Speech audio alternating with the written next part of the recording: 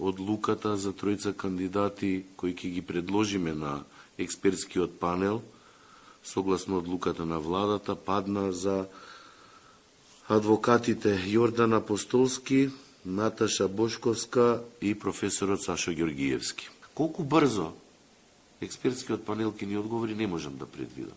Но еве хипотетички да ни одговори во рок од 10 дена. Ние по тоа треба да известиме владата. Откако ќе известиме владата? Владата треба формално да ги предложи трите кандидати, доколку добијат позитивно светло од експертскиот панел, до комитетот. Потоа ќе се спроведе постапка на интервјуирање на овие тројца кандидати. Значи, тие ќе одат или ќе бидат интервјуирани од комитетот при Советот на Европа.